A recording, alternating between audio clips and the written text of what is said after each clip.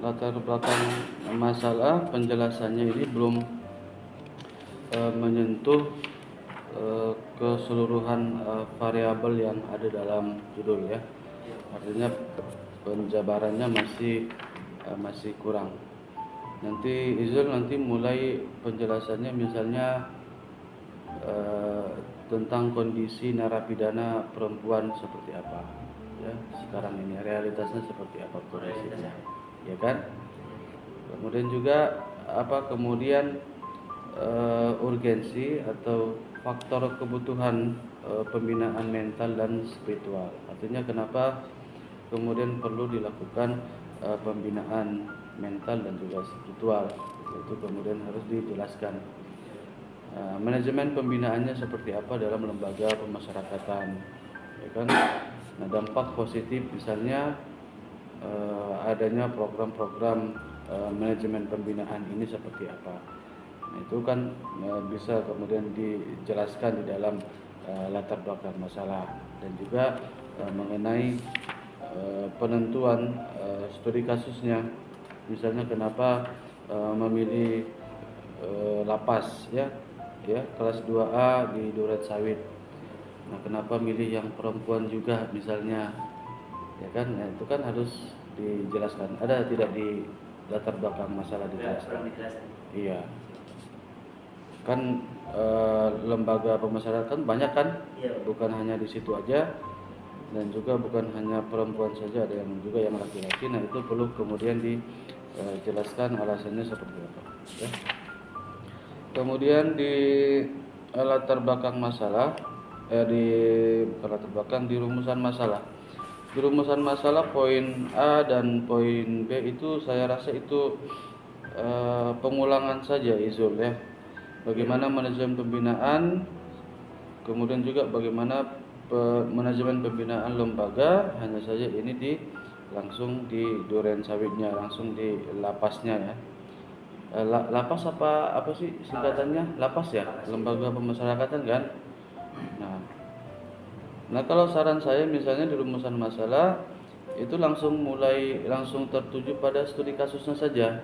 Bagaimana manajemen pembinaan lapas dalam meningkatkan mental spiritual narapidana kelas A2 Duren Sawit Jakarta Selatan misalnya gitu. Langsung menyentuh pada studi kasusnya. Nah, yang poin 2 ini dijelaskan apa saja program-program pembinaan yang dilakukan. Poin B. Iya, dalam meningkatkan mental dan spiritual narapidana perempuan di lapas tersebut. Ya, supaya kemudian runut dia, ini supaya tidak terjadi pengulangan. Ya kan? Kemudian yang ketiga boleh kemudian tantangan atau kendala atau hambatan yang dihadapi di dalam penerapan manajemen pembinaan mental dan spiritual yang ada di dalam lapas tersebut. Jadi itu membuat rumusan masalah Anda itu secara runut ya. Kemudian saya tidak banyak masukan sebenarnya. Kita ke metodologi. Metodologi ini terlalu banyak penjelasan mengenai definisi Izul ya. Misalnya contoh di poin A mengenai jenis penelitian. Ini jenis penelitian saja Anda menjelaskan itu ada 3 paragraf. Ya, padahal kan itu simpel saja, jenisnya apa, kualitatif, jenisnya apa, kuantitatif, udah selesai 1 paragraf. Ini sampai kemudian 3 paragraf. Ini begitupun di poin berikutnya adalah pendekatan penelitian, itu juga ada 3 paragraf dan berisikan bukan 3, 4. Ya, 4 paragraf. Padahal hanya menjelaskan tentang pendekatan penelitian saja. Pendekatan apa? Pendekatannya apa? Kualitatif deskriptif. Pendekatannya studi kasus. Ya kan di judul kan sudah ada studi kasus. Gitu. Nah, ini sampai dengan 4 paragraf hanya kemudian menjelaskan itu. Jadi dikurangin penjelasan, pengertian dan definisi dalam metodologi. Lebih perbanyak mengenai perangkat, mengenai kinerjanya seperti apa, kinerja metodologinya seperti apa. Kemudian informan penelitian, setelahnya dicantumkan sumber primer dan sumber sekunder gitu. Ini tidak perlu juga ada sumber primer dan sekunder. Nggak perlu dimasukin dong.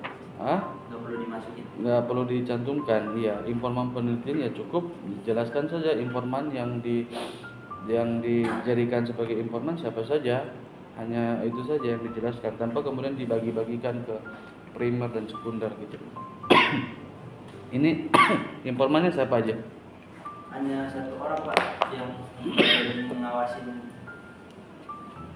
Siapa aja? Sesi pembinaan Ibu Siti Juwairiah. Maksudnya siapa dia? Dia bagian pengawas pembinaan mental spiritual. Yang lain kenapa tidak? Emang tidak ada yang bisa? Dia Kok cuma satu aja? Dibatasi Pak, karena ketat. Jadi dikasih ada satu informasi. Napinya? Napinya kemarin saya wawancara di luar. Dicantumkan nggak di sini? Napinya enggak. Di informannya? Iya, enggak saya cantumkan. Harusnya dicantumkan, Izul ya. Iya Pak. Napinya siapa, namanya siapa gitu. Kemudian kita ke bab 4 hasil. Nah, di bab 4 ini saya di hasil saya hanya mendapatkan jawaban 2 poin saja. Ya kan? Ya. Coba lihat, ini sama ya, draftnya sama. Misalnya di halaman 39 di hasil penelitian nomor pertama itu adalah manajemen pembinaan. Itu adalah rumusan masalah poin 1 ya. Ya. Artinya ini adalah hasilnya, jawabannya dari pertanyaan itu kan. Ya. Sampai dengan dia ke halaman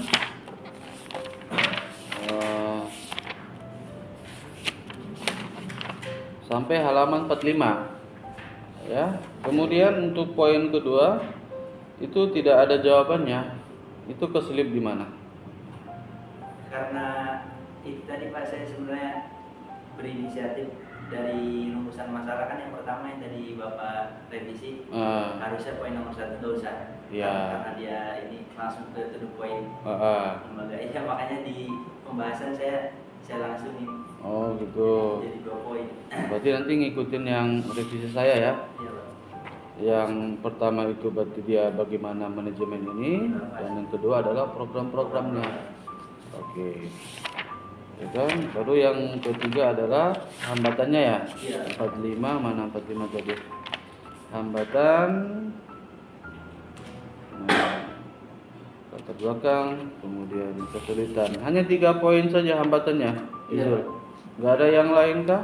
Enggak Pak. Latar belakang dan kondisi psikologis, kemudian keragaman usia, ada kemudian kesulitan warga binaan dalam berkonsentrasi. Nah, pada kesimpulan juga itu berarti cuman 2 saja ya. Nanti ditambahkan lagi nanti mengikuti rumusan masalah yang baru ya. Oke, paling itu saja Izul. Masukan dari saya, nanti mungkin tadi sudah banyak juga masukan dari penguji 1 ya. Iya. Mudah-mudahan bisa menjadikan skripsi ini lebih baik lagi.